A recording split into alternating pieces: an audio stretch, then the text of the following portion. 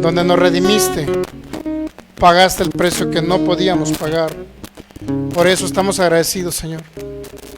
Agradecidos porque nuestras fuerzas no pudiésemos nosotros poder haber sobrevivido a esa naturaleza de pecado y estuviésemos condenados eternamente y para siempre, si no hubiese sido por tu gracia derramada en la cruz del Calvario, si no hubiese sido por tu amor, Señor, si no hubiese sido por tu sangre que se derramó, y si tú no hubieses venido siendo Dios a venir a manifestarse como el Hijo del Hombre que tenía que pagar ese precio tan grande por nuestra redención.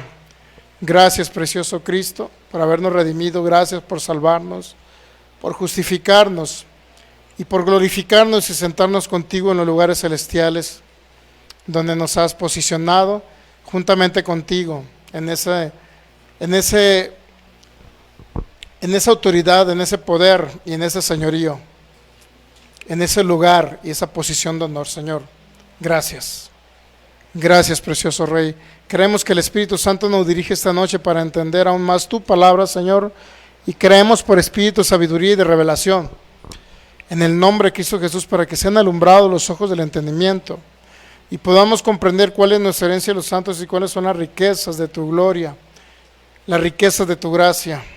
Gracias, Señor, porque derribamos argumentos mentales. Toda fortaleza mental que se ha levantado contra el conocimiento tuyo y tu palabra la derribamos. En el nombre de Cristo Jesús, eres tu Espíritu Santo el que nos guía, nos diriges y te expresas, Señor, para poder llevar esta palabra, para que se renueve el entendimiento, para que se transforme el alma, para que puedan conocer el amor, la bondad y la fidelidad de nuestro Padre Celestial y la voluntad perfecta de Él, que siempre es buena, agradable y perfecta. Gracias te damos, Señor, por la vida impartida. Gracias te damos porque somos una nueva creación. Gracias te damos por unirnos al Espíritu de Cristo. Gracias porque en ti estamos completos. Gracias, Padre, por todo, por ese plan eterno, Señor, de enviar a tu Hijo. Gracias por todo, Cristo Jesús. Gracias, maravilloso Espíritu Santo, porque siempre glorificas a Cristo. Siempre nos ayudas a entender, Señor. Declaramos en el nombre de Cristo Jesús que se quitan vendas en el nombre de Cristo Jesús. Y siempre el honor, la gloria y todo el reconocimiento siempre serán para ti, maravilloso Padre, maravilloso Cristo, en el nombre de Jesucristo. Amén. Muy bien, pues bienvenidos todos nuevamente. Estamos aquí reunidos desde Jalisco, México, para cualquier lugar donde nos están viendo. Listo, estamos conectados, ya se escucha perfectamente bien. Listo, se vamos a compartir en las diferentes páginas.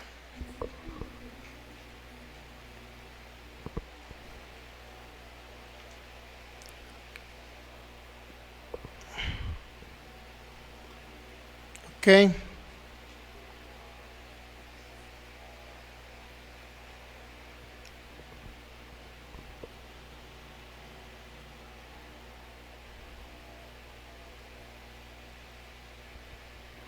¿Listos?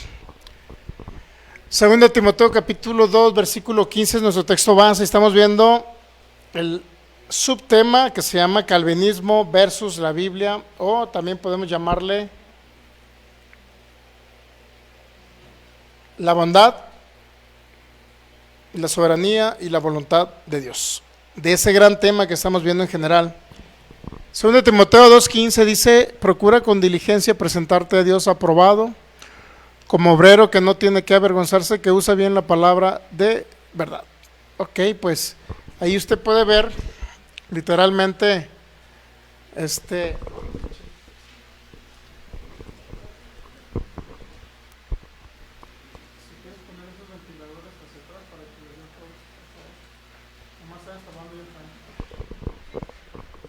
mejor perdónlos para que todos estén allá. Por favor. Perdónlos para que giren donde les pueda dar a todos. Ok, pues estamos transmitiendo para cualquier ciudad, país, pueblo, nación de donde nos están viendo, de Sudamérica, Centroamérica de los Estados Unidos, Norteamérica y de cualquier otra ciudad, continente. Ok.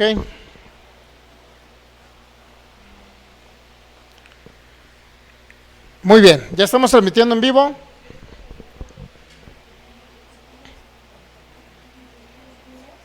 Perfecto. Muy bien, pues saludamos a todos los que estén conectados o los que se van a ir conectando. Muy bien, pues estamos viendo el tema que se llama el calvinismo versus o contra la Biblia.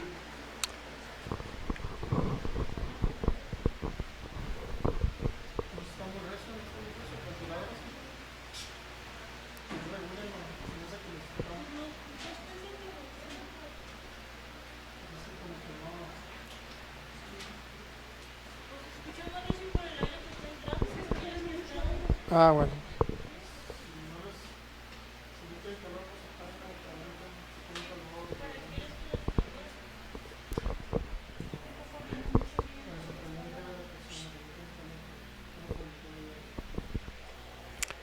Muy bien. Si tiene calor ahí nos dicen para prenderlo. Ah, bueno.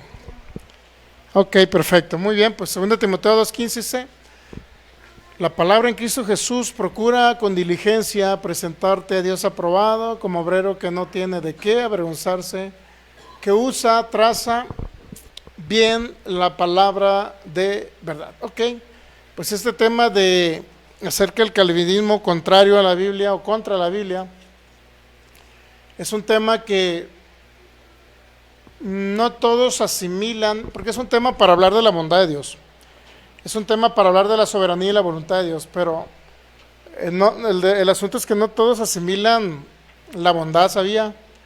Personas que nos han escuchado por internet y no asimilan que tenemos un Dios bueno, no asimilan, traen tantas estructuras mentales que para ellos tiene que ser un Dios castigador, si no es Dios. Y pues todo esto hemos venido verificando que más que nada eso de que una soberanía de un Dios injusto, de un Dios destructor, de un Dios que decide el destino de los seres humanos de tal manera que dañar a los seres humanos, prácticamente enviarlos a una condenación eterna, o los decretos divinos donde un Dios decide, inclusive cuando un ser humano va a morir, pues la verdad sí dista mucho de lo que la palabra de Dios dice, pero ¿sabía usted que es complicado para los que tienen todo el tiempo escuchando un evangelio en el cristianismo evangélico? Voy a hablar del cristianismo evangélico. En el cristianismo evangélico se ha infiltrado tanto la doctrina de la soberanía arbitraria, soberanía injusta,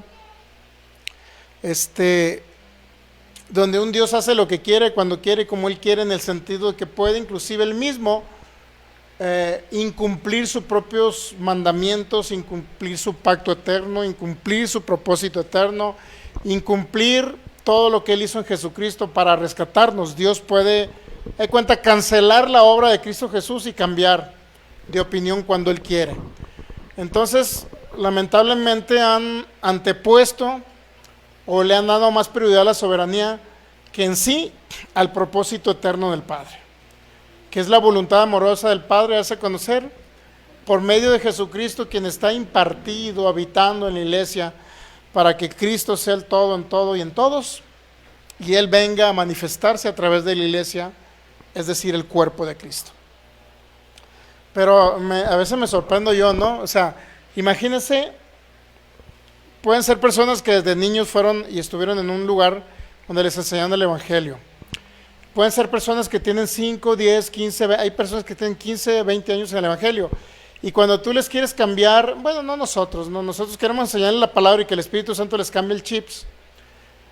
En ese Dios que tiene, que los quiere castigar, que los quiere probar con enfermedades, que los quiere moldear como el barro, que los quiere acrisolar como el oro, que los quiere pasar por el horno para probarlos y a ver qué tanta fe tienen o qué tan persistentes pueden ser.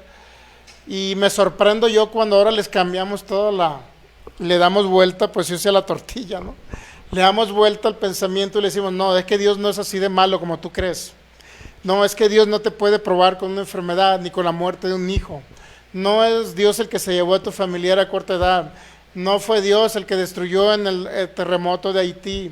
No fue el Señor el que hizo que aquel edificio de la Ciudad de México se cayera en el terremoto del 85. No fue el Señor el que derribó aquella discoteca en República Dominicana para que matara a las personas. No fue Dios, no fue Dios. Pero traen tanto una estructura mental que sí depende de que sea la persona intencional y que tenga la disposición de cambiar. Porque la mayoría dice, es que así me lo enseñó desde mi papá que fue pastor, o mi primo que fue pastor, o mi tío que fue pastor, o mi hermano que fue pastor, y así se lo enseñaron a él, y así vino una cadenita, una serie de pensamientos que vinieron de generación en generación.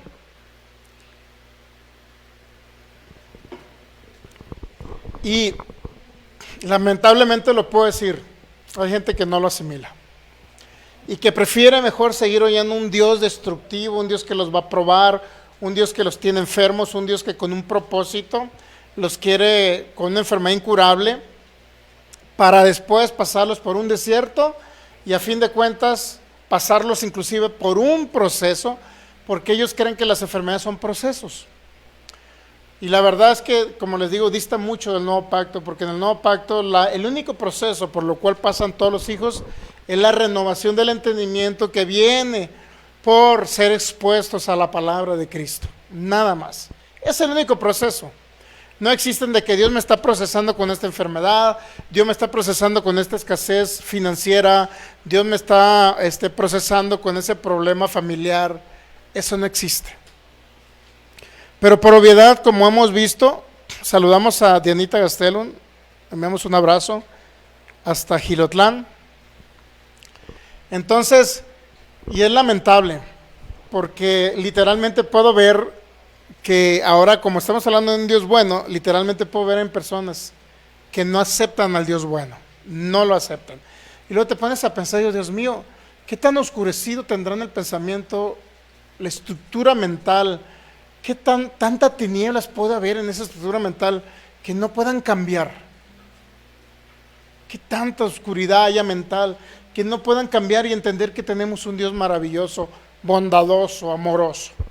¿Qué tanto puede haber? Es más fuerte lo que enseñó un pastor, aunque sea una mentira, y aunque no le haya dado una evidencia bíblica, es más fuerte eso.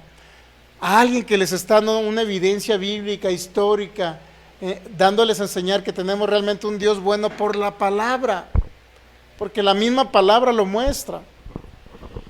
Pero bueno, sí me sorprendo bastante, me sorprendo.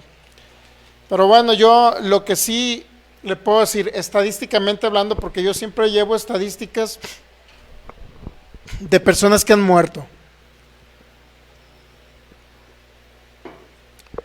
De personas que han muerto, hermanos en Cristo, pastores, ministros o hermanos en Cristo que han muerto. Su cuerpo ha fenecido, su cuerpo ya no pudo seguir en la tierra. Es mucho, obviamente que están con el Señor, eso no lo negamos. Sin embargo, no pudieron ser colaboradores del propósito eterno aquí en la tierra muchos años. No pudieron expresar a Cristo. No cumplieron el propósito de Dios por lo cual Dios los había llamado para que pertenecieran a su reino. No tuvieron una funcionalidad aquí en el Evangelio de Cristo. Y he conocido de todo tipo, ¿no? Desde pentecostales que creen en los dones del Espíritu Santo hasta gente muy entendida en este nuevo pacto, en esta gracia, muertos. Y yo llevo una estadística y se murió fulano de tal, bueno, tengo que ir a verificar por qué se murió. ¿Por qué voy? No porque sea mitotero. Bueno, aparte, ¿no? No porque sea mitotero, sino que yo necesito saber por qué se mueren. Y voy y analizo y luego los escucho lo que están enseñando. Digo, ay Dios mío, con razón. Y llevo una estadística. La mayoría de los que mueren es porque tienen un Dios soberano que se los va a llevar cuando Dios quiera y que les pintó una rayita. La mayoría, en altos porcentajes, mueren por esa situación. En altos porcentajes. El otro porcentaje menor es porque ignoran el nuevo pacto y están entre la combinación de la gracia con la ley. Es el otro porcentaje por lo cual mueren. Y otros porque definitivamente son legalistas y están basados nada más en la ley de Moisés. Además, hoy compartí un video de un pastor de Perú. Era un hermano, pues, cristiano normal. Enseñaba, pues, el evangelio a medias, ¿no? No un buen evangelio. Y resulta que de repente lo convencieron los judíos mesiánicos y, Dios mío, se lo llevaron y lo circuncidaron al amigo. Lo circuncidaron, ahí ve el video si quiere verlo ahí en la página de Palabra Fe y Gracia de Jalisco. Ya un señor, estamos hablando de, no sé, 35, 40 años. Unos 40 años creo que tiene. ¿Y de qué manera pudo caer en las garras de tener que regresar a la ley de Moisés? Tener que regresar a circuncidarse, tener que regresar inclusive a guardar las fiestas judías, tener que guardar el Shabbat, el séptimo día, etcétera, el día de reposo. ¿Cómo la mentalidad de los hijos puede ser contaminada? Porque reciben toda la información que pueden escuchar por internet. ¿Cómo puede ser contaminada una mente que obviamente todos los hijos de Dios tenemos la mente de Cristo? El problema es que no todos usan la mente de Cristo, y cuando no usan la mente de Cristo, porque necesita estar operativa y activa la mente de Cristo siempre y cuando usted escuche la palabra de gracia, la palabra del nuevo pacto, aquella que le habla de la obra consumada de Cristo. Cuando usted escucha una palabra que renueva el entendimiento, difícilmente va a caer en cualquier tipo de doctrina.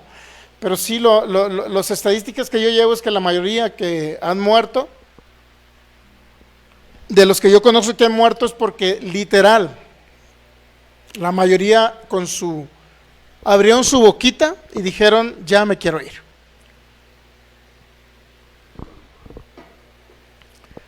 La mayoría de personas entendidas dijeron, ya cumplí el propósito por lo cual Dios me llamó.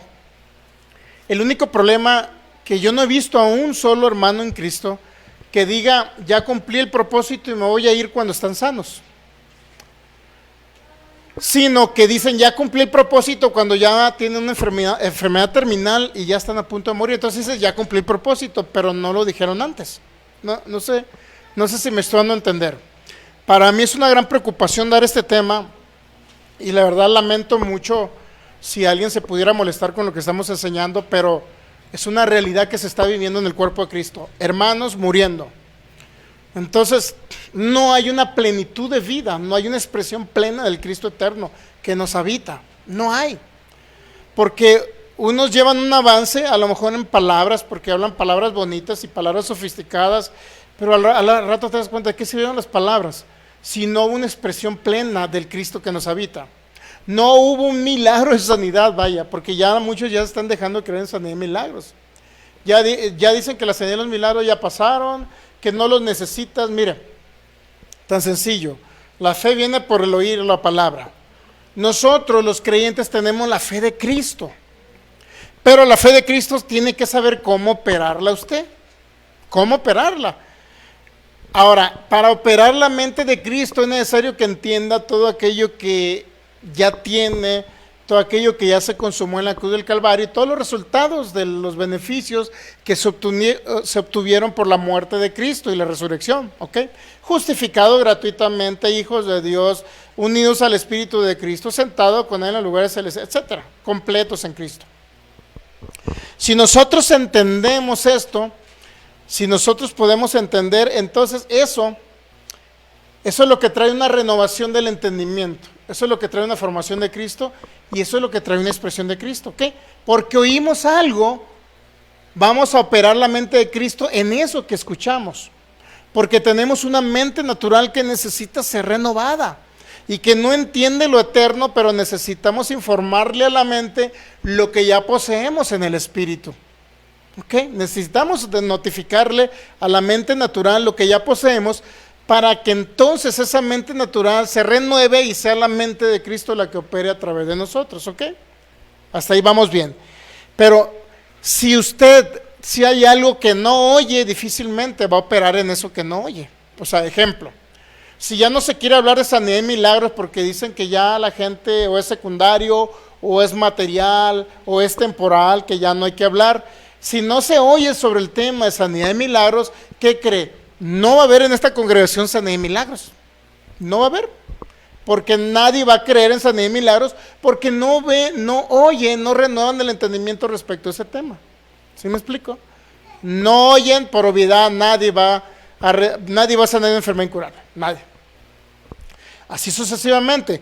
Si no oyen de los dones del Espíritu Santo, nadie va a poder operar los dones del Espíritu Santo si no los escuchan, si no saben cómo operan, si no saben que es un beneficio que nos dejó el Señor como un recurso para los hijos y para el mundo también. Mostrarle al mundo que tenemos un Dios poderoso. Si no oímos acerca de ese tema de los dones espirituales, si no oímos parte de los dones que es la sanidad, los milagros y el don de fe, jamás vamos a operar esos dones del Espíritu Santo, jamás. Porque necesitamos agudizar los sentidos naturales para que operen con... esos sentidos naturales necesitamos agudizarlos para que en cierta manera sea la mente de Cristo la que esté operativa cuando nosotros estemos ministrando a un enfermo o cuando estemos recibiendo sanidad. Pero si no oímos del tema, nunca va a haber milagros y sanidades. No sé si me estoy dando a entender. Entonces, ahorita el problema que existe que las personas ya no están enseñando cosas que se deberían de enseñar. Y algunos, o viceversa, los que creen nada más en sanidad y milagros, nada más hablan de sanidad y milagros, pero no hablan de la obra consumada de Cristo en la cruz. O sea, por un lado hay dos extremos que son malos. Pero bueno, vamos a continuar con el tema, si no voy a entrar en ese tipo de controversias que no quiero entrar. Más que nada, si alguien de los que nos ven por internet encuentra una diferencia en lo que yo enseño, tienen todo el derecho a comentar. No me voy a molestar con ustedes, les voy a contestar con palabra. ¿Okay? Todos los 9 dones del Espíritu Santo están vigentes para la actualidad, todos. Y hay un beneficio de manera en que los operamos. El don de diversos géneros de lenguas tiene grandes beneficios. Y ya la gente no habla en lenguas, ni quiere hablar del don de lenguas, ni quiere que la gente reciba el don de lenguas, ni entiende los beneficios del don de lenguas, de los don de diversos géneros de lenguas. Ya no quieren. Al contrario, los juzgan, los critican y ni siquiera los entienden. Eso sí me preocupa. Por eso siempre, en lo que a mí respecta, siempre yo le voy a enseñar un evangelio que por lo menos no lo sé todo, pero todo lo que sé del evangelio se lo voy a mostrar en sus diferentes aspectos del evangelio, ¿ok? Tanto la formación de Cristo, la renovación del entendimiento, basados en lo que es propósito eterno, reino eterno, gracia eterna, justicia, la vida del Espíritu, la manera en que puede operar el Espíritu Santo a través de usted, etc. Así como le voy a enseñar los dones del Espíritu Santo, así como le voy a enseñar cómo ministrar a un enfermo, desde lo más básico hasta lo más que he entendido, ¿ok?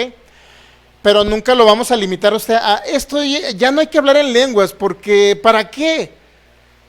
Si nada más hay que renovar el entendimiento, entendiendo la obra consumada de Cristo. Ya no hay que hablar en lenguas. Óyeme, hablar en lenguas, dice que 1 Corintios 14, que te edificas a ti mismo, que cobras fuerzas a ti mismo. 1 Corintios 14 dice que también el don de lenguas, alguien habla en lengua y otro lo interpreta, y Dios en la interpretación de lenguas comienza a hablarle a la asamblea.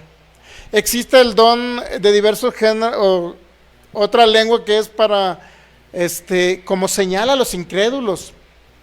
Y ese es cuando alguien habla en lenguas y puede venir un extranjero y puede entender en su lenguaje natural, nativo, él puede entender el evangelio de Cristo. Y existe el otro que se llama las lenguas para la oración intercesora. Dice que el Espíritu intercede por usted con gemidos indecibles cuando usted ni siquiera sabe qué orar. No sabe qué orar, habla en lenguas y el Espíritu le da el entendimiento para que luego lo hable en español y usted ore como debería ser, de acuerdo a la voluntad de Dios. Entonces, todo es beneficioso en el Evangelio. Lo único que no le va a ser beneficioso es cuando usted quiere agarrar la ley de Moisés y también aplicarla. Porque ahí hay una combinación, hay una alteración del pacto, hay una alteración del diseño. Como iglesia de Cristo del nuevo pacto, renacidos, nosotros solamente podemos operar bajo el entendimiento, el conocimiento y el entendimiento de lo que Cristo ya pagó y consumó en la cruz del Calvario. De ahí para acá, no podemos agarrarle y meterlo como una información o conocimiento para ustedes, ¿ok? Porque todo se tiene que entender. La mente de Cristo entiende, ¿ok? La mente de Cristo entiende. Muy bien, pues saludamos a Nando Guadalupe, que nos ve de Chicago, Illinois, y también al pastor Federico ahí. Le enviamos un saludo y un abrazo a cada uno de ustedes. Ok, continuamos con la historia. Le estamos dando ahorita el contexto histórico, de dónde provienen conceptos, ideas, filosofías, doctrinas acerca de la soberanía de Dios. La soberanía de Dios, como se ha malinterpretado ahorita, sea catolicismo, sea cristianos evangélicos, sea de mucho tipo de religiones, aquí incluimos todos los que tienen la idea y el concepto, ¿ok? No estamos hablando en contra de las personas, sino en contra de los conceptos que han venido a establecerse de diferentes ideas, pero siempre llevan a una conclusión. Dios soberano se llevó a mi familiar. Dios en su soberanía decidió que mi hijo se muriera ahogado en una alberca. Dios en su soberanía en aquel accidente mató a mi hijo. Dios decidió que se fuera mi hijo porque ya se lo quería llevar. Ese tipo de conceptos es lo que estamos analizando. ¿De dónde vienen esas ideas? ¿Por qué un día nos enseñaron en un púlpito esa información? Entonces, le digo, no todo el mundo, yo sé que no todos van a entender esto. Obviamente que yo lo entiendo, que no todos van a entenderlo. ¿Por qué? Porque hay información mental y debe haber, ¿sabe que debe haber una disposición del que oye? Porque si el que oye no entiende lo que oye y dice, no, es que me lo enseñaron diferente, bueno, date la oportunidad de escuchar. Si no te da la oportunidad de escuchar, nunca vas a aprender. Y si nunca aprendes, nunca vas a ser libre, porque el conocer una verdad siempre nos va a hacer libre, ¿ok? Y nuestra verdad es Cristo. Sínodo de Dort. ¿Qué significa sínodo? Bueno, es una asamblea, vaya, donde se reúnen ahora aquellos seguidores de Calvino a raíz de que había un crecimiento por toda Europa del arminianismo. De Jacobo Arminio vinieron unos hombres holandeses que se les llamó los remonstrantes, que significan protestantes, pues eso significa.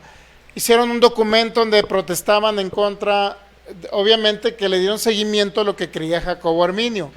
Luego esas personas fueron perseguidos. Eso fue en 1610. Establecieron 5 puntos arminianos, ya los vimos, eso es el domingo pasado, no lo vamos a ver para adelantar un poquito. Se puede decir que esta serie se llama Calvinismo versus la Biblia, pero estamos en la parte introductoria, pero más bien contexto histórico. A mí lo que me interesa darle a entender a usted, obviamente, de dónde vienen esos conceptos de soberanía de Dios, ¿ok? Y el concepto de voluntad de Dios, porque tanto soberanía como voluntad de Dios siempre se ha malinterpretado. Y todos esos conceptos de que Dios se llevó a mi familiar, de que Dios decretó que ya era la rayita, de que ya el filigonio ya le tocaba, y etcétera, y que ya cumplió la función y que ya se graduó filigonio, etcétera. Todos esos conceptos son decretos divinos, por obviedad no son bíblicos. Esos decretos divinos literalmente vienen del paganismo, ya lo analizamos, vienen de un paganismo. Entonces, todo lo que nos enseñaron o les enseñaron a esas personas de una soberanía, de un Dios arbitrario, entonces resulta que vienen de un paganismo.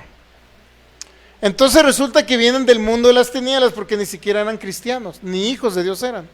Los que dijeron que era Dios el que determinaba quién se salvaba y a quién Dios mismo en sus maquinaciones mentales decidió enviarlos a la condenación eterna. Además, Dios decretando cuando alguien muere, Dios decretando todas esas ideas de que si alguien muere es porque fue la voluntad de Dios llevárselo.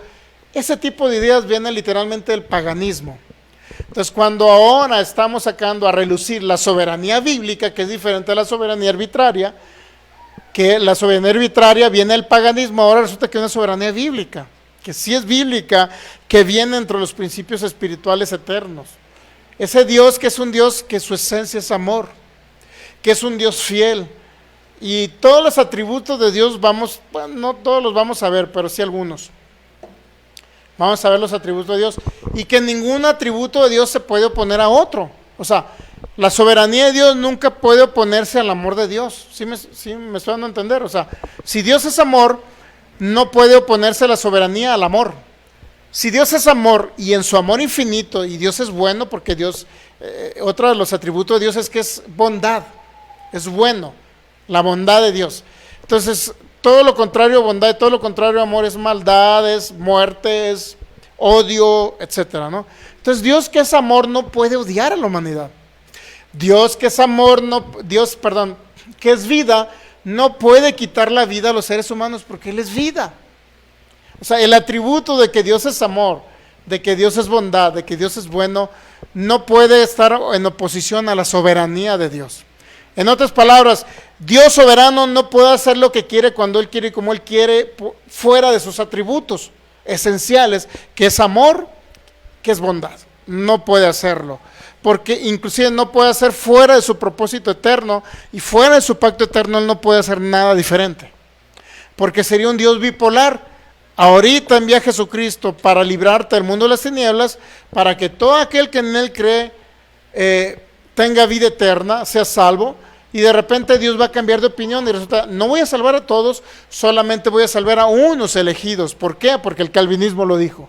O sea, no puede variar Dios. ¿Sí me están a entender? Dios no puede variar. Entonces, le digo, he conocido personas pues que tienen esos conceptos de una soberanía, ¿no? Que Dios siempre tuvo el control de la tierra, etcétera. Pero bueno, son todas ideas de San Agustín y que vienen de un paganismo. Llegamos al sínodo de Dort, a esa asamblea que tuvieron los calvinistas en 1618 y 1619. Este fue algo que se hizo en la ciudad de Dordrecht o Dordrecht, como le quiera llamar. Por eso se llama sínodo, es decir, una asamblea en Dordrecht, Holanda, 1618, 1619, y fue convocado por la Iglesia Reformada, es decir, la calvinista. Fue convocada por ello. ¿Por qué? ¿Cuál era la situación? ¿Qué estaba pasando? Después de la muerte de Arminio, establecieron los remonstrantes o protestantes 5 puntos arminianos en contra del calvinismo, solamente 3 en contra del calvinismo. Sobre el último, que era salvo, siempre salvo, no se definieron. O sea, sí sabía que esas doctrinas existen hasta la actualidad, ¿verdad? Unos creen que son salvos, siempre salvos, y otros creen que la salvación se pierde. Eso es muy común, muy normal. O sea, ya en la actualidad todavía están esas teorías. Y vienen esas filosofías o doctrinas, como le quiera llamar, y vienen de aquella época. O sea, no es algo que surgió en la actualidad.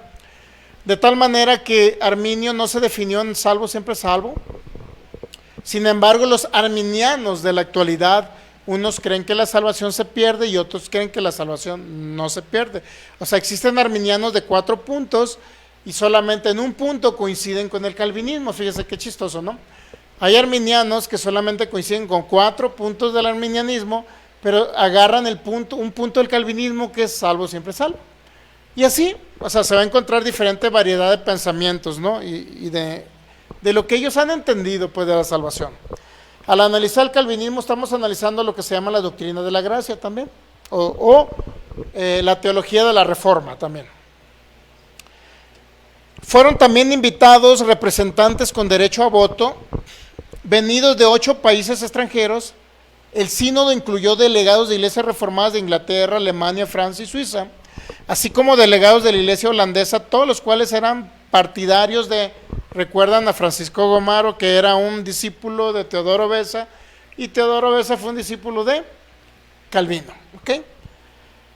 Entonces, el arminianismo fue desacreditado y condenado por el sínodo, es decir, por la asamblea que se hizo en ese tiempo. Los arminianos presentes fueron expulsados y muchos otros sufrieron persecución. Hubo un político, había 2 políticos importantes de Holanda que respaldaban al arminianismo, todo lo que creía el arminianismo, ellos respaldaban a los arminianos. Pues. El arminianismo se extendió inclusive hasta la iglesia de Inglaterra, o ahorita le llaman ¿cómo se llama esa iglesia? ¿Cómo se llama la iglesia de Inglaterra, hermano? De los hermanos hombre, que ahorita me voy a acordar. La iglesia de Inglaterra. También llegó a impactar a la iglesia de Inglaterra. El arminianismo empezó a correr por toda Europa. Entonces, obviamente, uno de los gobernantes, no recuerdo el nombre, pero dos de ellos que eran políticos de prominentes ahí en Holanda, pues también los calvinistas los agarraron a ellos, a uno lo encarcelaron y al otro lo mataron en iglesia anglicana, sí, la iglesia de Inglaterra. Entonces, la iglesia de Inglaterra pues agarró una parte del arminianismo también, ¿no? En aquella época. El caso es que a uno, mire, lo pasaron, lo mandaron a la guillotina, uno de ellos, fíjese. Es lo que le digo, si nosotros tenemos una doctrina, la doctrina, porque la doctrina viene siendo una enseñanza, pues, y esa enseñanza debería traer, porque yo creo que la palabra hay una sustancia, debería traer una sustancia que produzca frutos. ¿Y cuáles son los frutos? Pues la formación de Cristo.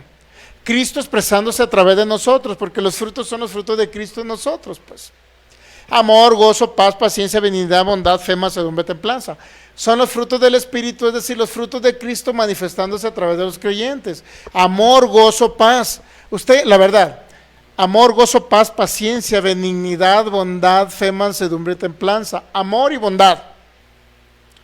¿Usted cree que alguien que manda la guillotina a alguien porque está en contra de lo que él cree, usted cree que hay amor y hay bondad? Sinceramente. Ocupo algo más calentito, por favor. Para seguir hablando en contra de Calvino. Muy bien. Sinceramente, los frutos del Espíritu son la expresión de Cristo a través de los creyentes. Esos son los frutos del Espíritu, porque es Cristo en nosotros.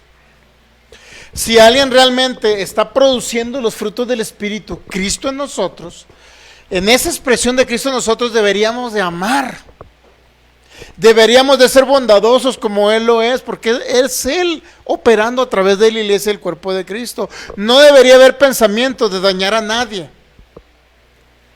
Entonces, cuando tú dices que, por ejemplo, un ministro que solamente le interesa el dinero de las personas, un ministro que solamente le interesa dañar a las personas, porque hay pastores de todo. Se han encontrado todo tipo de pastores. Que hay unos que lo hacen y predican el evangelio por ganancia deshonesta, hay otros que predican el evangelio por competencia, hay otros que predican el evangelio porque quieren nada más ellos tener la razón, hay otros que predican el evangelio solamente para ser exaltados y que la gente les reconozca como su ministerio. Usted se ha dado cuenta que mi nombre no sale, ¿verdad? Palabra, Fe y Gracia, Jalisco, y Fe por Guadalajara. A mí no me interesa que Sergio Soto salga a relucir a redes para que Sergio Soto sea conocido, no me interesa. Entonces, cuando se predica el evangelio por intereses, no habrá una buena palabra, porque desde el hecho de la intención del corazón del predicador, del que enseña el maestro, pues ya viene dañado el corazón de la persona y no va a dar una buena enseñanza. No va a dar una buena enseñanza. Por eso, si ellos mandaron a la guillotina a uno de los políticos que apoyaron a los arminianos, imagínense, ¿dónde estaba el corazón de esas personas? Y bueno, no los quiero juzgar por su forma de comportamiento. A lo que yo me quiero entender, cuando en la misma época de San Agustín, siglo IV, San Agustín fue una de las personas que se mutiló, ¿sabía? Se mutiló ese hombre porque le gustaban tanto a las damas a ese hombre que se tuvo que mutilar el hombre. No podía resistir ese hombre. Sin embargo, todo lo contrario, el contrario a San Agustín era un monje llamado Pelagio, un monje inglés. Ese hombre, por lo menos, a pesar de que él creía que el hombre en su libre albedrío podía él alcanzar la salvación o poder Dios buscando a Dios a través de su libre albedrío, o sea, se fue un extremo obviamente, pero un hombre que por lo menos se había entendido un poquito la gracia. Ese hombre no tenía que sufrir, porque a alguien que entiende la gracia correctamente, la misma gracia capacitadora del Señor es la que nos va capacitando para que Cristo sea formado. Y no hay necesidad de llegar a esos extremos como llegó San Agustín. No hay necesidad. Pero bueno, yo lo que sí le puedo decir, si alguien va a matar a otro por defender una postura bíblica, yo creo que no es el fruto del Espíritu. no está correcto, porque, y desde ahí vas viendo una doctrina, desde ahí vas viendo un pensamiento. Realmente hay una renovación del entendimiento, realmente hay una expresión de amor, de bondad, no la hay. Bueno, el caso es que a uno lo mandaron a la guillotina y a otro lo encarcelaron. Y al que encarcelaron, narra la historia, su esposa creo que fue con un canasto lleno de libros y a la hora lo sacó de ese, ¿cómo se llama? Ese calabozo. En el mismo canasto lo regresó otra vez hacia atrás y no sé de qué manera huyeron y creo que se fueron, no sé si no recuerdo si se fueron a Inglaterra, no recuerdo dónde se fueron.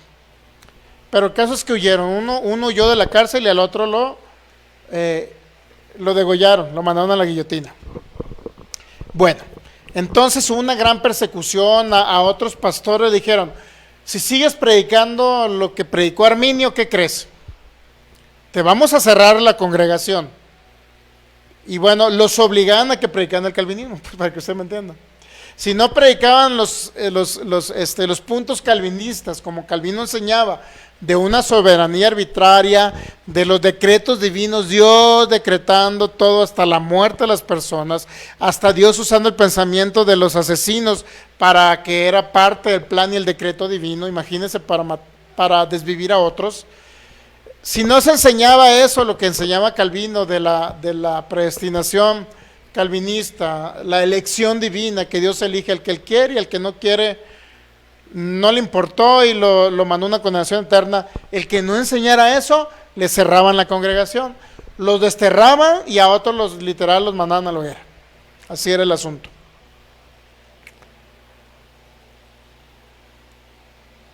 Ok, entonces, en ese sínodo se decidió el rechazo de las ideas arminianas, estableciendo ahora la doctrina reformada o la doctrina calvinista. Ahora sí, ahí aparecen los 5 puntos calvinistas, apenas. Los 5 puntos calvinistas fue una respuesta a los 5 puntos arminianos, o sea, los arminianos fueron los primeros que establecieron sus primeros 5 puntos, ¿ok? Ya se los expliqué el domingo pasado. Entonces, 5 puntos calvinistas, ¿qué es? Depravación total.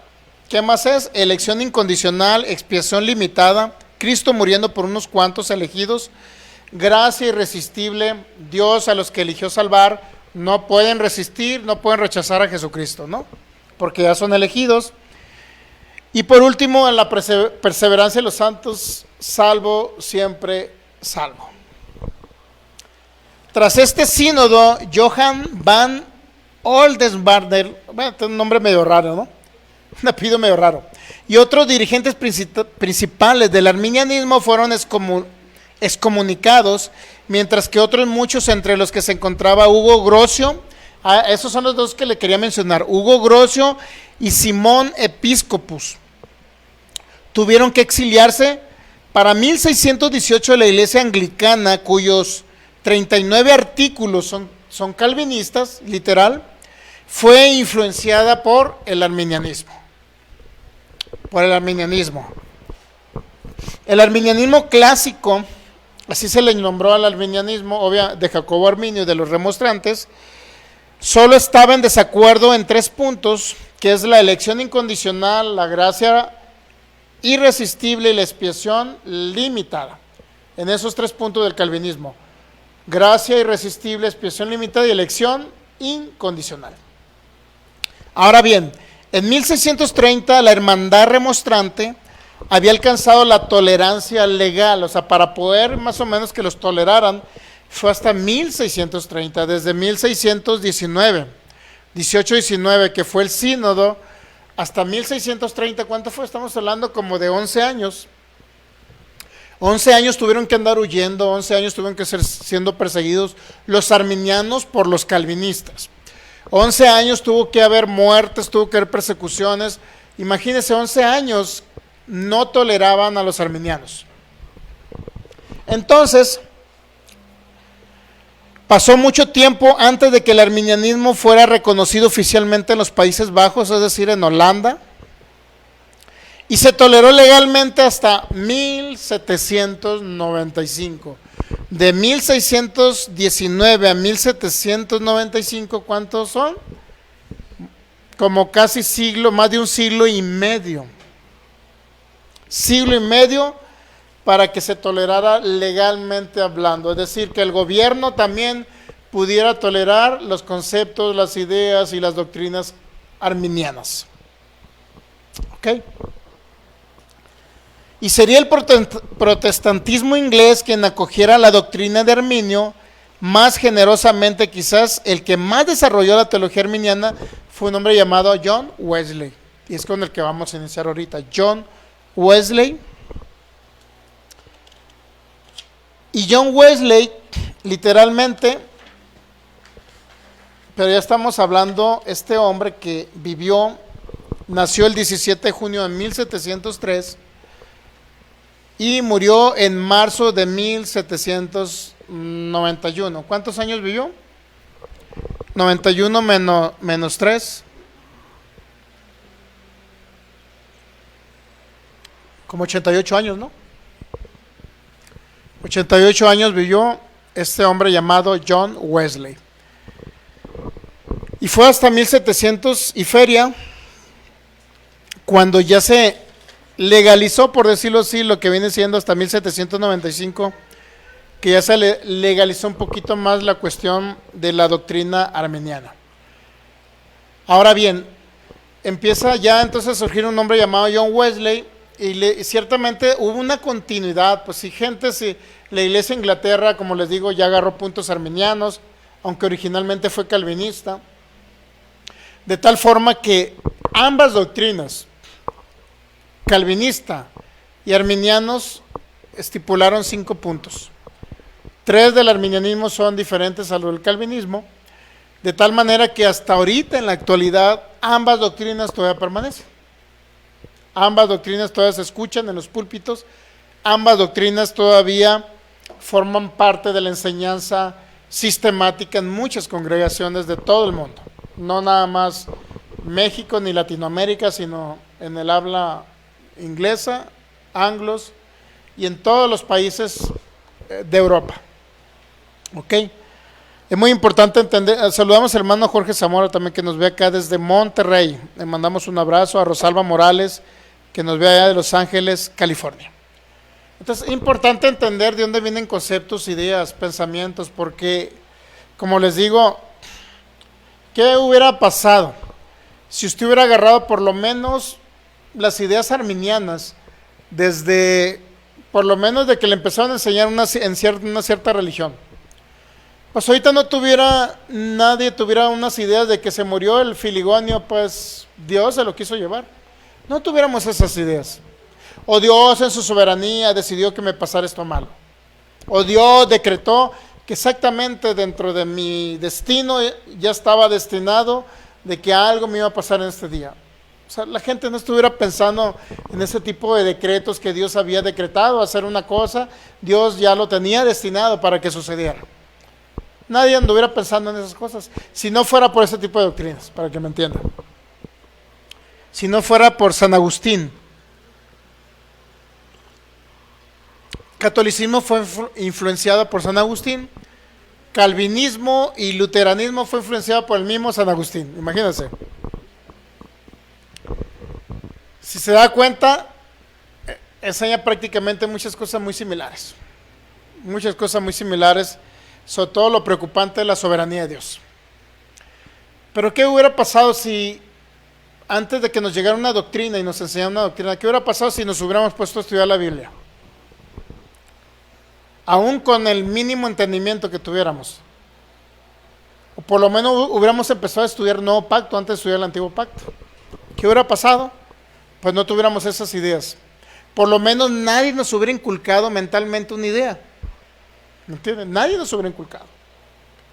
Pero sí yo he visto, digo, estadísticamente hablando, la mayor parte de las muertes que yo he visto es porque se entregan y porque dicen, bueno, he escuchado hasta las frases más de que si los discípulos fueron y sufrieron, los discípulos del Señor Jesús, y uno murió crucificado boca abajo, creo que fue Pedro, otro murió traspasado a lanza, no sé si fue Tomás o Felipe, no sé, y otro murió degollado, ¿cómo se llama? En la guillotina, y otro murió tras no sé qué otro crucificado, y otro murió apedreado, y dice, y luego para poder justificar que alguien tenga que sufrir en la tierra de una enfermedad, dicen, bueno, ¿quién soy yo? Si ellos sufrieron tanto, ¿quién soy yo para no sufrir con una enfermedad? Y luego ahí es donde está el problema, que todos ellos que murieron no murieron de enfermedades incurables, murieron por la persecución que había en contra del evangelio. Por ejemplo, muchos disponen como ejemplo a Esteban. Ya ve, hermano, pues si Esteban murió, ¿quién soy yo para no morir a corta edad?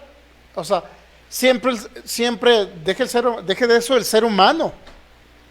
Los que estudian la palabra, van a seminarios, todos aquellos que saben a lo mejor todo lo que es hermenéutica, tienen estudios de teología. La teología incluye muchos estudios, desde el estudio de la soteriología, que es lo que estamos viendo, la doctrina de la salvación. Eso significa soteriología. Neumatología, la manera operativa del Espíritu Santo. Y así sucesivamente hay muchas ramas de la teología que se estudian. Y a fin de cuentas concluyen y salen del seminario diciendo, es que Dios en su soberanía va a hacer esto, va a hacer lo otro, va a matar a un familiar, me va a enfermar porque ya me tocaba. ¿Tendrá algún sentido haber estudiado en un seminario para eso? Pregúntome yo.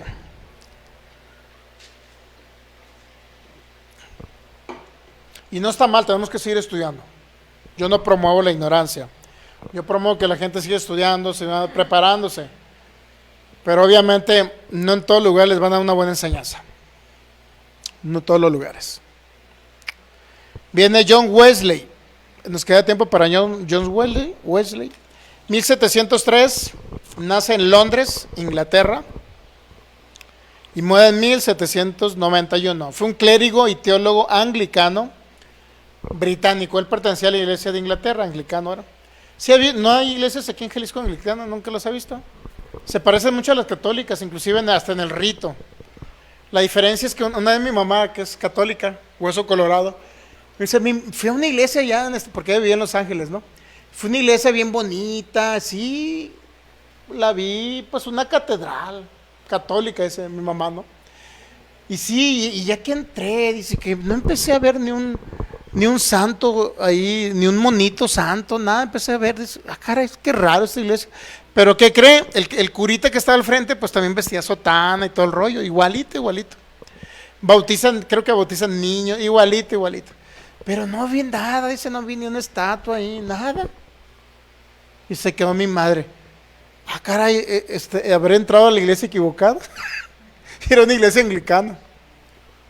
O sea, se visten igual los sacerdotes y todo el rollo, ¿no? Igual.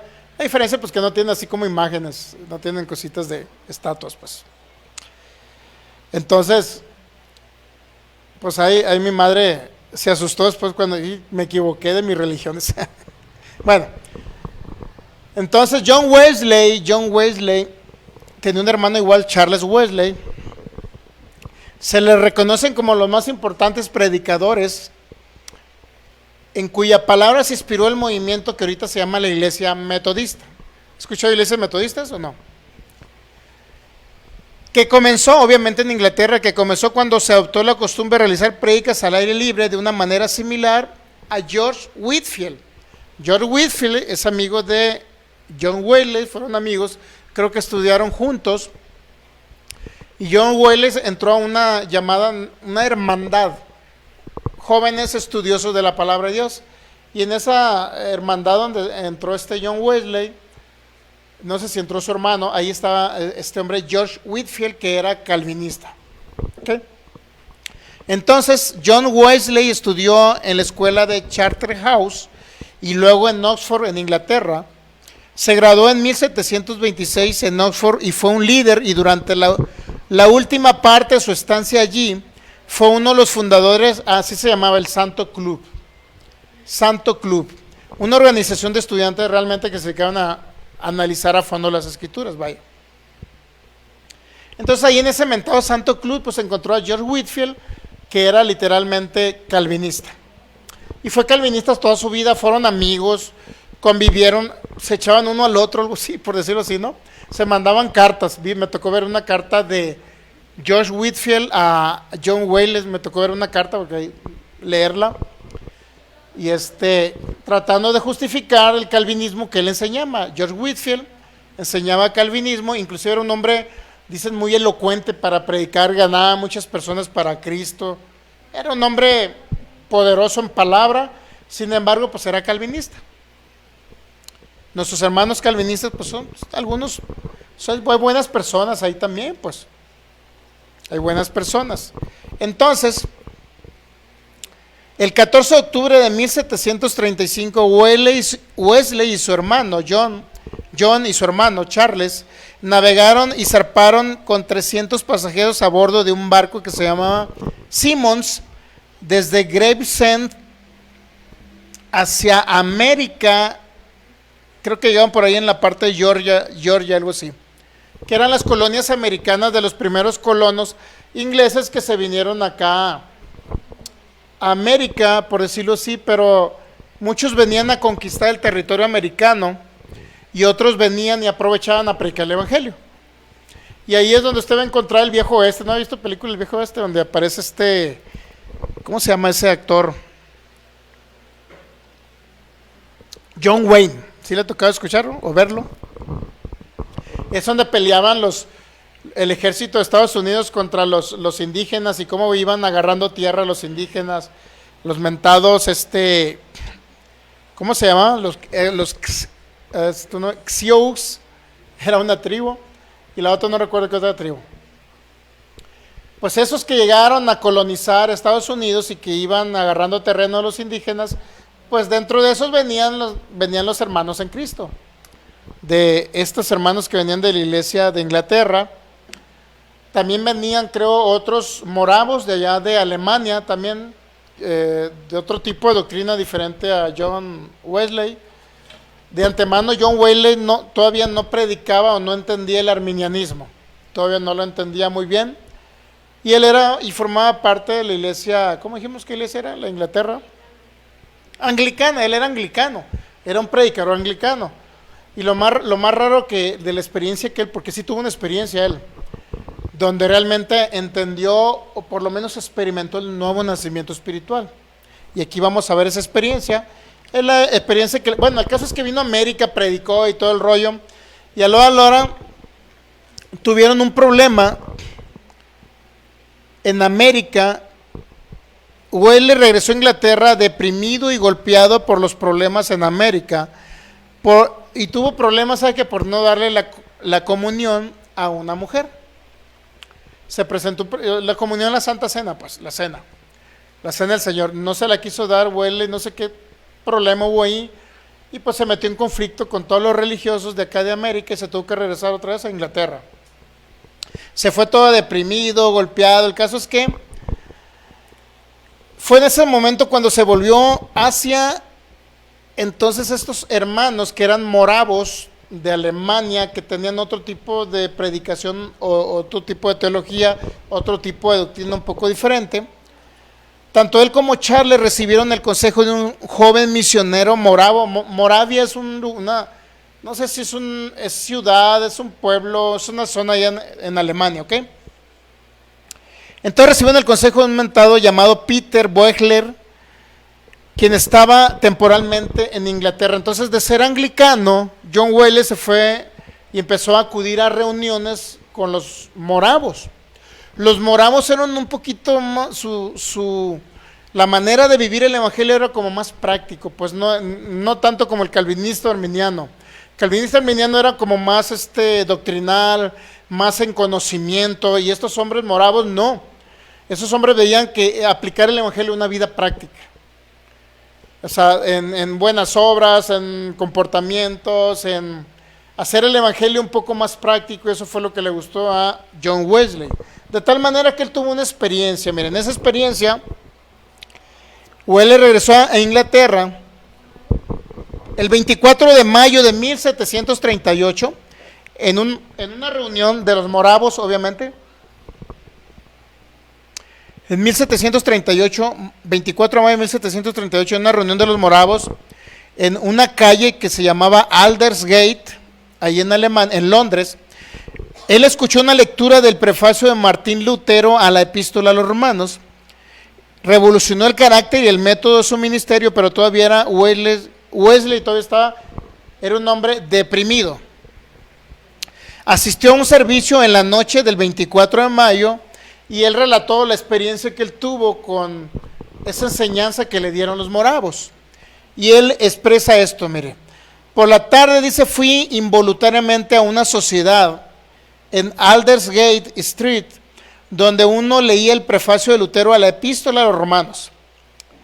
Alrededor de las 9 menos un cuarto, es decir, 8:45 de la noche, este hombre, mientras describía el cambio que Dios obra en el corazón a través de la fe en Cristo, sentí que mi corazón se calentó extrañamente y sentí que confiaba en Cristo, solo en Cristo, para salvación. O sea, una epístola, la epístola de los Romanos, un pasaje de la epístola de los Romanos, fue la que este hombre lo hizo como decir, oye, entonces antes no confiaba en Cristo, entonces antes no creía en Cristo, entonces antes, ¿qué salvación tenía? ¿Cuál salvación había experimentado? En otras palabras, podemos decir que la iglesia anglicana, cuyos puntos principales provenían del calvinismo y una parte del arminianismo, ambas combinaciones, ahora este hombre resulta que no había sido salvo en el anglicanismo, no había sido salvo, sino que experimentó la salvación hasta que conoció a los moravos, porque eran más prácticos en la predicación del evangelio. Entonces, mire, él escuchó una parte de la epístola a los Romanos, dice, este hombre, en lo que él describió, pues alrededor de las 9 menos cuarto, mientras describía el cambio que Dios obra en el corazón a través de la fe en Cristo, sentí que mi corazón se encalentó extrañamente, sentí que confiaba en Cristo, solo en Cristo, para salvación, y me dieron la seguridad de que había quitado mis pecados, incluso los míos, y me salvó de la ley del pecado y de la muerte. Esa fue la expresión de este hombre llamado John Wesley. Ya era predicador anglicano, y nunca había tenido, la mayoría coincide que en ese momento que escuchó esa predicación, él nació de nuevo. Imagínense, Romanos 3:24, justificados gratuitamente por su gracia. Cristo Jesús, Él en su obra maravillosa y culminada en la cruz del Calvario, ahí se sacrificó para llevar tu pecado, para llevar tu naturaleza de pecado. Y en ese sacrificio maravilloso y perfecto, Él clavado en una cruz, ahí en esas 3 horas de tinieblas se le cargó toda la maldad, toda la naturaleza de pecado, todas las iniquidades que nos eran contrarias, se le cargaron a Cristo. Y en esas palabras que estaba oyendo John Wesley, dice, ahora tuve una seguridad de que estoy plenamente salvo y seguro de que fui salvo por la obra perfecta de Jesucristo en la cruz.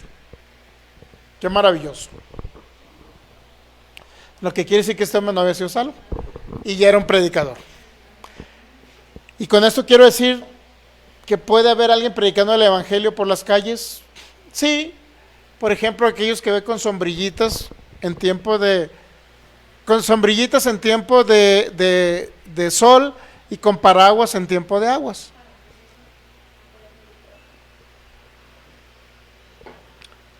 Porque se le llaman sombrillas en tiempo de sol aquí, ¿verdad? Y paraguas en tiempo de aguas. Pero son las mismas, pues. Y se los encontraba por la calle con corbata, bien perfumados. Y se los encontraba a las mujeres bien pintaditas y planchaditas. A ellos con sus maletines y a ellas también. A mí me acuerdo que la primera que me predicó el evangelio fue una muchacha de esa religión. ¿Por qué cree? Pues a los cristianos ni siquiera se paraban para el pueblo donde vivía con mi abuela allá. Viví un tiempo con mi abuela, a un lado del Rosario, Sinaloa, de donde es la Lola Beltrán, ¿ya? Se ubica la Lola Beltrán. Del Rosario, Sinaloa. ¿Qué cree? Pues iban de esa religión, iban y predicaban, andaban con sus sombrillas en tiempo de sol y paraguas en tiempo de aguas. Y fue la primera que me habló de algo diferente de la Biblia. Gracias a Dios que no caí. Bien impresionante cómo John Wesley, a pesar de ser pues ya era un predicador anglicano, pero no había experimentado el nuevo nacimiento espiritual, no había nacido de nuevo. Él necesitaba entender todo lo que, por lo menos la epístola de los Romanos nos habla justificados. Y luego Romanos 3:25 también, mire, para seguir leyendo, todo eso que impactó a este hombre llamado John Wesley, a quien Dios puso como propiciación por medio de la fe en su sangre, para manifestar su justicia a causa de haber pasado por alto en su paciencia los pecados pasados. 3:26. Con la mira de manifestar en este tiempo su justicia, a fin de que Él sea el justo y el que justifica al que es de la fe de Jesús. O sea, Dios justifica a aquel que ejerce fe en Jesucristo, pues. Está diciendo, ¿qué significa ser justificado? Ser declarado ante un tribunal totalmente inocente, a pesar de ser culpable de ser pecador. A pesar de ser pecador, es declarado inocente ante un tribunal. ¿Ok? Eso significa ser justificado. O inclusive, justificado también significa que Dios nos ve literalmente como ve a Jesucristo. Así de justos, así de inocentes, así de libres de pecado.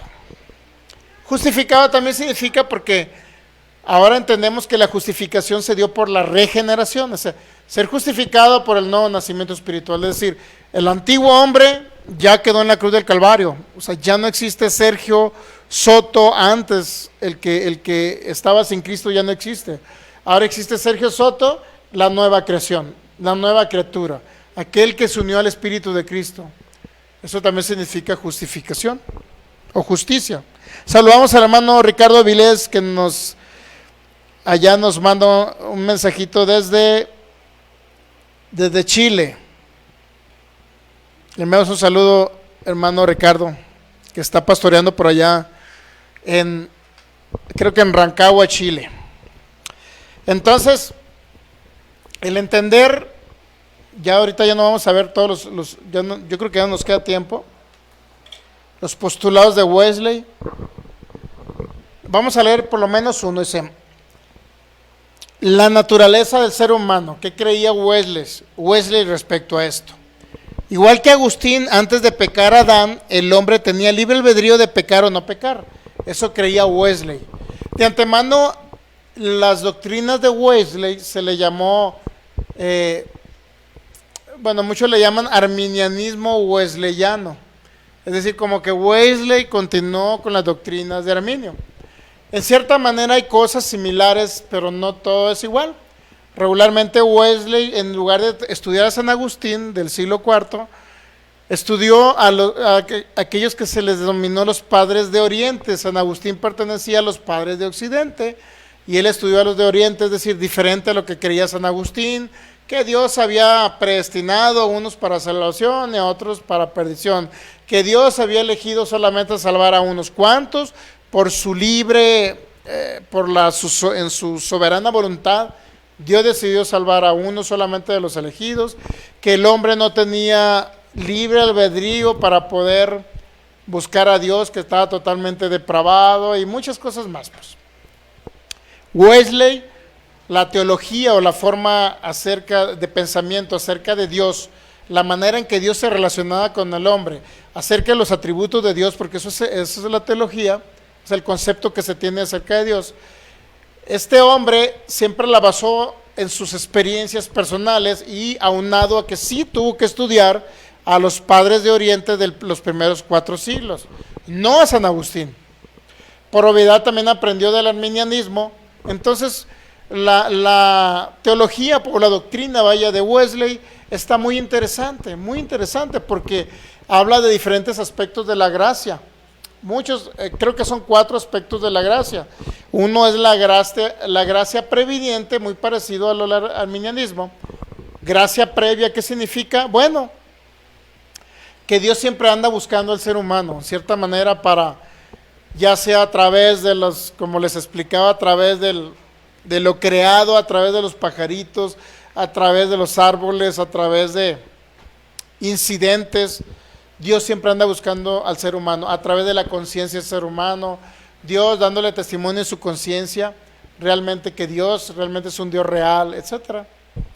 Entonces, él creía en esa gracia previniente, creía en una gracia justificante también, a través de la predicación del Evangelio, creía en una gracia santificante, es decir, que Dios, después de que salvaba al ser humano, Dios a través de esa misma gracia le daba la capacidad para seguir tratando con el ser humano, para poder no nada más ser santo basado en lo que Cristo hizo, sino en una gracia santificante para ir capacitando al ser humano para que vaya en un proceso de transformación y en lugar de entender que es santo, se esté santificando continuamente. ¿Para qué? Para que dé buenos frutos.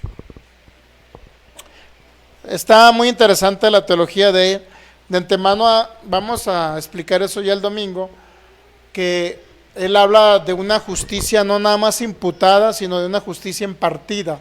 ¿Qué significa justicia? Bueno, la justicia de Cristo es que, por decirlo así, alguien llevó el pecado de la humanidad, alguien fue castigado, alguien fue enjuiciado, fue Cristo. Entonces, a él literalmente se le aplicó la justicia divina. Es decir, él tuvo que pagar el precio que nosotros no tuvimos que pagar, porque realmente merecíamos castigo, merecíamos una condenación eterna sin Cristo. Pero viene Cristo y ante un tribunal se dice, Cristo es el culpable, siendo inocente, porque él era inocente. Él nunca cometió pecado, nunca fue pecador. Era el hombre perfecto, el Hijo de Dios. Pero él, ¿qué cree?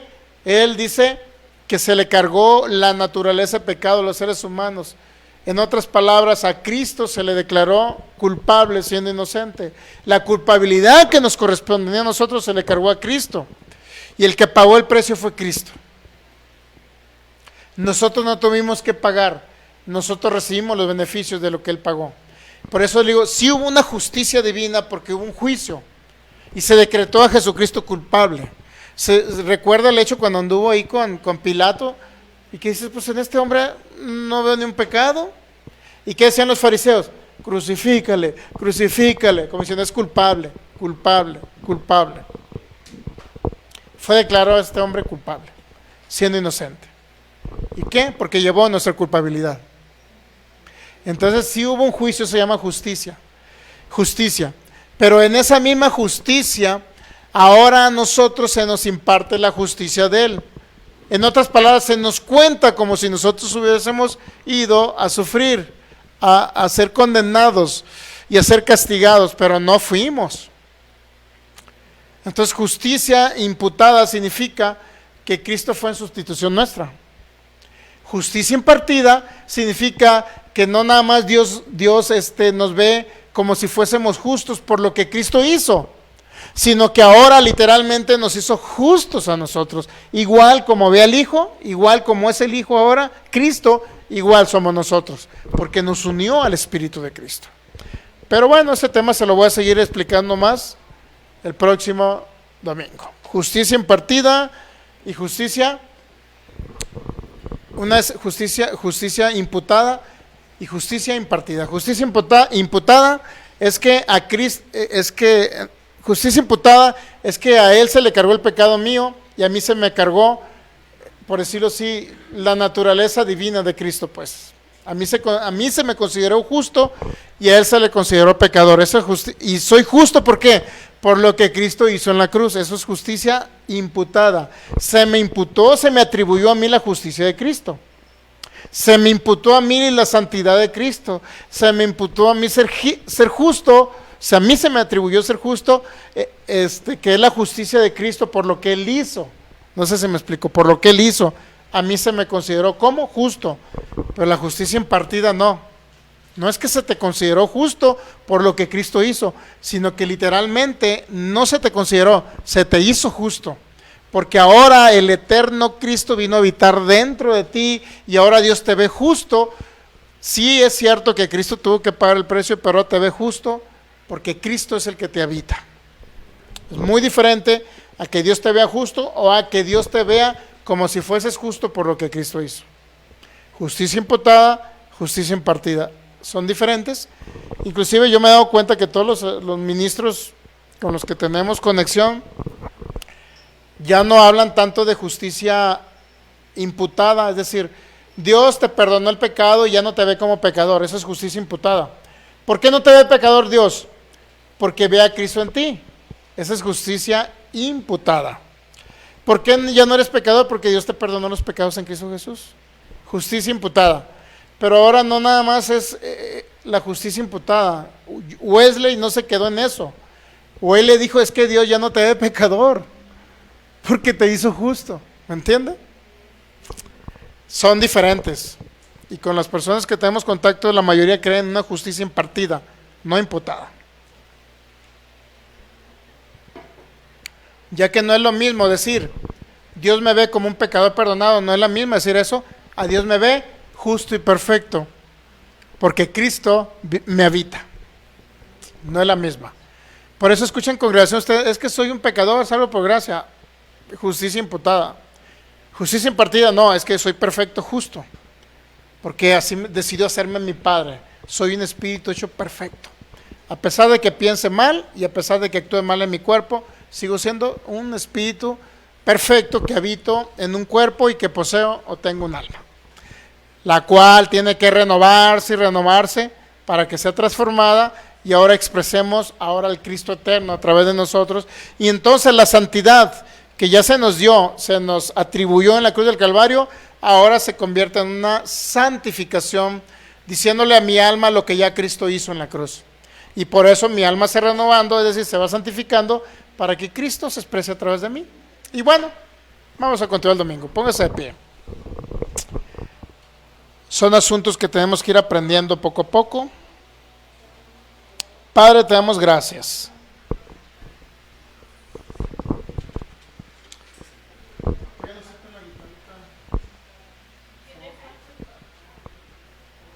Padre, te honramos en esta maravillosa noche. Gracias por enseñarnos acerca de tu bondad, tu amor, tu fidelidad. Gracias por enseñarnos acerca de tu soberanía. Gracias por enseñarnos acerca de tu perfecta voluntad que es y será en Cristo Jesús. Gracias por mostrarnos que no tenemos por qué caer en ese tipo de pensamientos acerca de decretos divinos, acerca de predestinación calvinista, o acerca de un Dios determinando el destino, sea bueno o sea malo, de los seres humanos. Gracias porque ahora disponemos nuestro corazón a entender, Señor. Solamente los que disponen su corazón a entender son aquellos que entonces Dios les va a dar la habilidad para que comiencen a cambiar esa forma de pensar,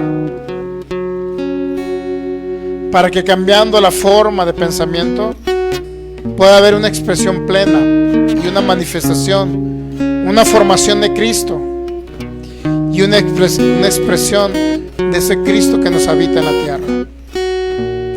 Nuestro anhelo es poder llegar a la perfección, a la plenitud, pero en el alma, Señor, a esa plenitud del varón perfecto que es Cristo. Nuestro anhelo es poder expresarte a ti, Señor, y que ya no se vea nuestra humanidad, sino te veas tú a través de nosotros.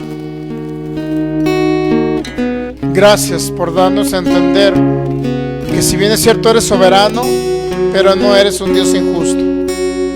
Eres soberano, pero no eres un Dios arbitrario. Eres soberano, pero no eres un Dios impositivo. Eres soberano, pero tú no doblegas e impones tu voluntad a los seres humanos, sino que les das ese libre albedrío para que cada ser humano tenga la oportunidad de escucharte. Y como dijo John Wesley, ardía mi corazón cuando escuchaba esas palabras de la epístola a los romanos. Ardía mi corazón cuando entendía que solamente la salvación la tenía por Cristo Jesús. Ardía mi corazón cuando escuchaba que solamente por gracia se me había otorgado, no nada más el perdón, sino la vida eterna. Ardía mi corazón cuando entendí que ahora en Cristo Jesús y por su gracia maravillosa era una nueva creación, una nueva criatura, una nueva creación. Ardía en mi corazón cuando entendí que ya no era yo, sino era Cristo habitando en mí. Ardía en mi corazón cuando entendí que ahora estaba sumergido en ese cuerpo glorioso de Jesucristo. Ardía mi corazón cuando entendí que no era por mis obras, sino era por lo que Cristo había hecho. En ese sacrificio perfecto, completo, donde fue traspasado por mí, donde derramó su sangre por mí, donde cargó el pecado, la naturaleza del pecado, aquello que yo no podía quitar por mis obras, Él lo desarraigó.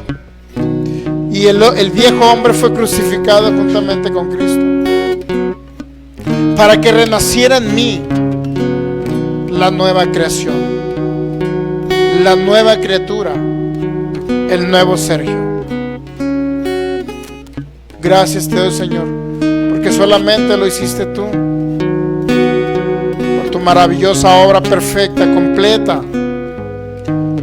Por eso te adoramos y te exaltamos en esta noche, reconociendo que tú eres nuestro Salvador, nuestro Dios, nuestro Señor, y que si vivimos aquí es porque a ti te ha placido, Señor, darnos tu vida, para que ya no seamos nosotros como niños fluctuantes, llevados por cualquier viento de doctrina, sino crezcamos en la cabeza que es Cristo. Gracias te damos, Señor, por darnos a conocer la bondad de nuestro Padre. Por eso tú le dijiste a Felipe, no me habéis visto a mí, y si me has visto a mí, has visto al Padre. Y si no me crees por lo que has visto, créeme, Felipe, por las obras. Cree por todas las obras de bondad, de amor, de misericordia que yo pude hacer aquí en la tierra. Y no era yo, Felipe, era mi Padre en mí. Padre, gracias. Gracias porque hoy entendemos y podemos tener la seguridad que eres un Padre amoroso que nos ha amado con amor eterno y que nunca nos vas a dejar, que nunca nos vas a abandonar, que siempre estás al pendiente de nosotros, porque eres nuestro ayudador y que por causa de tu propósito eterno vas a preservar nuestras vidas muchos años sobre la tierra, para poder hacer esa expresión viva del Cristo eterno aquí a esta humanidad que te necesita. Gracias, Señor. Gracias, Señor, te damos en esta noche. Gracias por tu amor. Gracias por tu bondad. Gracias, Cristo. Dale un fuerte aplauso al Rey de Reyes. Si tiene la oportunidad de hacerlo fuerte, porque es para Él. Gracias, precioso Padre. Gracias, Cristo. Te adoramos, Señor. Se puede tomar asiento un momentito nada más. Nos despedimos los que nos ven por internet. Les enviamos un saludo, Pastor Federico, hermano Ricardo Avilés, Rosalba Morales, Nando Guadalupe, Jorge Zamora, que estuvieron ahí conectados. Les enviamos un abrazo a todos ustedes y los demás que se van a seguir conectando a través de estos medios. Les amamos en Cristo Jesús, y al que no tiene a Cristo, recíbalo en su corazón, en su vida. Señor, dígale: gracias porque eres mi Salvador, mi Señor y mi Dios. Gracias, Cristo, por salvarme y por proveerme tu vida, la vida eterna. Gracias, precioso Rey. Gracias, Señor. Listo, Michelle, nos vemos próximo domingo 11, transmisiones a las 12 del mediodía, y vamos a continuar con este mismo tema. Les enviamos un abrazo, un saludo, y les amamos en Cristo.